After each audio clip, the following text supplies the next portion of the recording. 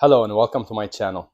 In this video, we're going to be changing the transfer case fluid on a F15 X5, which is from 2014 to 2019. The same process and fluid would be on any BMW iX model, xDrive model. So all the tools you're going to need for this video, you're going to need this Allen wrench. It's a specialty tool. If you have it, that would be great because you don't have a lot of area around the transfer case to fit a regular ratchet with a socket. If you don't, that's fine because you can use a size 14 Allen socket with a 14 millimeter wrench, and you can use them together to be able to sneak it inside that tight area. So we're gonna be using transmission fluid. It's STEC. This is the OEM transmission fluid from BMW. I got this kit from FCP Euro that comes with a differential plug. You're also going to need a suctioning tool. I'm going to be using this Mityvac suctioning tool. There's no drain plug for this process. It's not like the differential or the transmission. So you're going to need to use some kind of suctioning tool to remove all the old fluid from the vehicle. And in the end, you do need some kind of scanner or some kind of software to recalibrate the transfer case. So in this case, I'm going to try to use my Launch scanner. It's a CRP 123. I was able to read the code and clear it with this scanner.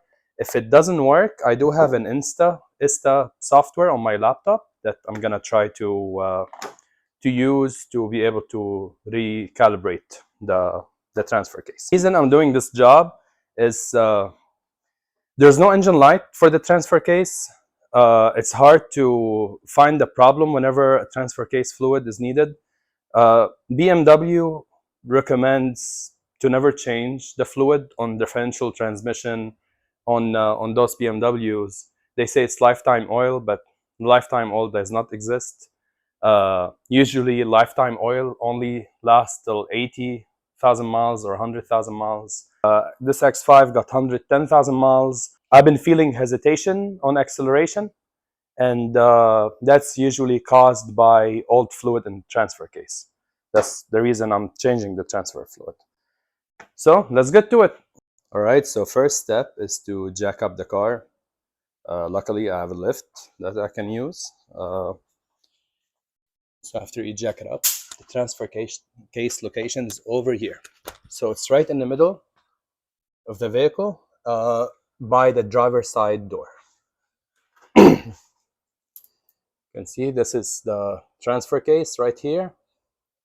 And this is the fill plug right here. I already have the socket in.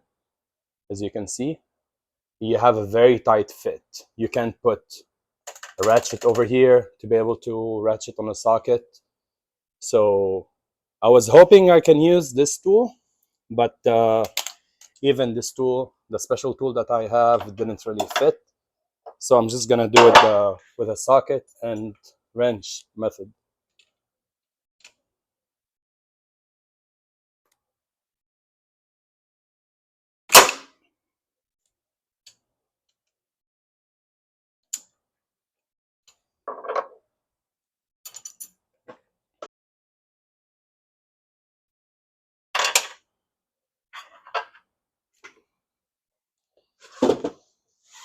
Here's the old fill plug. It actually looks pretty clean. The gasket's still good on it. I wonder when was the last time this was changed. All right, so I put an extension on that wrench. Hopefully that works.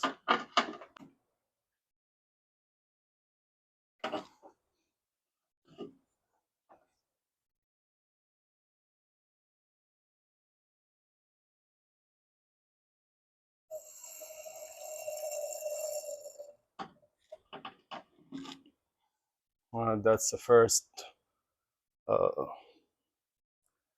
extraction of the fluid.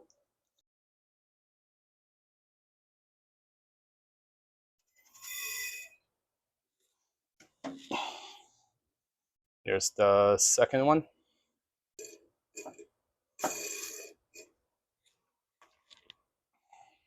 Third one.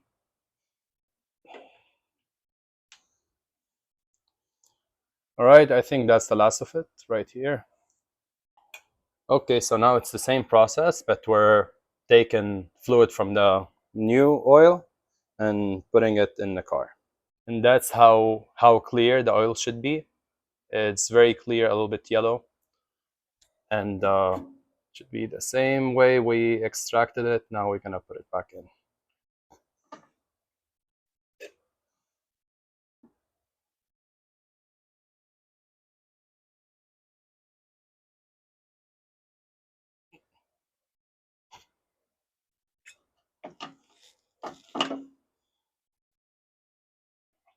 That's how clear it should be. And you're gonna keep adding oil until it starts coming out from the fill hole. Same method as like doing the differential oil.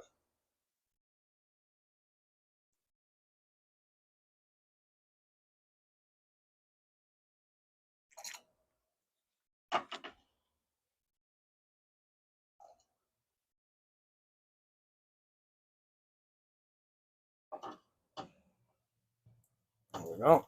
That's it. It's coming out now. And we made a big mess. All right, so now it's dripping a little bit. So we can safely put back the plug. All right, so I found the best way to put the socket back on is to use a long reach needle nose plier. I think that's the most difficult part of this whole process is putting that socket on. Everything else pretty simple. And now we just torque it down. I can't use a torque wrench, so we're just gonna torque it down good and tight. All right, so this is the final step of the changing of the transfer case fluid. It does need to be recalibrated. I tried to use the regular scanner I did find the VTG feature, but I was only able to read the fault and clear the fault, and I don't think it calibrated it. So I'm using an ISTA software now. After you run the software, read out the VIN number, you're gonna get to this page, and then you're gonna go to vehicle management, service functions, and it's under the power terrain, transfer box, VTG calibration. You're gonna select it over here on the right hand side, press display, continue.